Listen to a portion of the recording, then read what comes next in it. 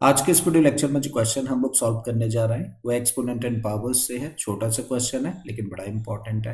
इस क्वेश्चन में हम लोगों को दिया है कि अगर a की वैल्यू b की पावर x है, b की वैल्यू c की पावर y है, वहीं c की वैल्यू अगर a की पावर z है, तो उस केस में बताइए x y z की वैल्यू क्या होगी। तो क्या दिया है हम लोगों को, देखिए हम लोगों को यहाँ पर तीन इक्वेशंस दे रखी हैं या फिर कहिए तीन कंडीशंस दे रखी है और इन कंडीशंस के बेसिस पर हम लोगों को एक्स वाई जेड की वैल्यू फाइंड करनी है। ठीक है, तो चलिए स्टार्ट करते हैं और स्टार्ट कर रहे हैं इन गिवन कंडीशंस के साथ में।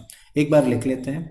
तो हम लोगों को दिया है कि जो ए की वैल्यू है दैट इज बी की पावर एक्स, वहीं बी की वैल्यू हम लोगों को दे रखी है सी की पावर वाई और सी की वैल्यू हम लोगों को दे रखी है ए की पावर जेड। ठीक है, तो ये तीन गिवन कंडीशंस हैं और इन तीन गिवन कंडीशंस के बेसिस पर हम लोगों को एक्स वाई जेड की वैल्यू फाइंड करनी है। ठीक है, तो चलिए करते हैं इसको।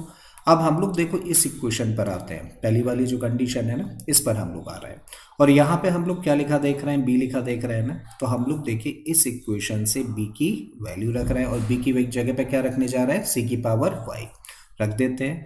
तो इसको तो एज इट इज रखा, ए हम लोगों ने एज इट इज रखा और बी की जगह पे हम लोगों ने रख दिया सी की पावर वाई। और क्योंकि b की पावर क्या है यहाँ पर x है, तो हम लोग इसको ब्रैकेट में रखें और बाहर क्या कर दें, x लगा दें।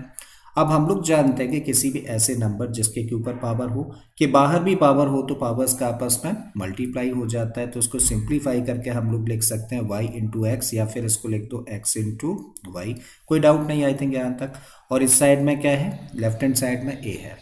अब हम लोगों के सामने यहाँ पे क्या दिख रहा है, लेटर c दिख रहा है और c की हम लोगों के पास में वैल्यू है क्या, a की पावर z। तो हम लोग c की जगह पे क्या रख सकते हैं, इस इक्वेशन से a की पावर z रख सकते हैं। तो चलिए c की जगह पे हम लोगों ने रख दिया a की पावर z और क्योंकि c की पावर क्या है यहाँ पे एक्स वाई है, तो भाई इसको ब्रैकेट में रखें और बाहर क्या लगा दें, पावर एक्स वाई।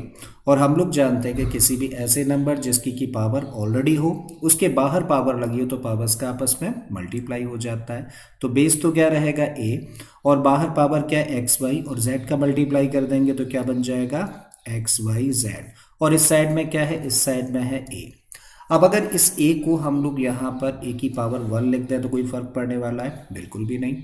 तो हम लोग क्या देख रहे हैं, देखिए हम लोग देख रहे हैं इस इक्वेशन के दोनों साइड्स में दो नंबर्स हैं और दोनों नंबर्स का बेस सेम है, बीच में इक्वल का साइन है। तो तभी पॉसिबल है ना जब दोनों साइड्स की पावर्स भी कैसी हों, इक्वल हों। तो इस साइड में पावर क्या है, इस साइड में पावर है 1 और इस साइड में a की पावर क्या है, इस साइड में a की पावर है एक्स वाई जेड। तो हम लोग कह सकते हैं भाई एक्स वाई जेड की वैल्यू क्या निकली, एक्स वाई जेड की वैल्यू निकल आती है 1 और ये हो जाता है आंसर इस क्वेश्चन का। तो कौन सा ऑप्शन करेक्ट हो गया, ऑप्शन ए करेक्ट हो गया। तो मुझे उम्मीद है स्टूडेंट्स कि छोटा सा क्वेश्चन था लेकिन इंटरेस्टिंग था और आप लोगों को समझ भी आ गया होगा। अगर ऐसा है तो प्लीज़ वीडियो को लाइक कर दें, चैनल को सब्सक्राइब कर लें। मैं फिर से आता हूँ इसी तरीके के एक और इंटरेस्टिंग क्वेश्चन के साथ में। Till then keep learning and thank you for watching this video.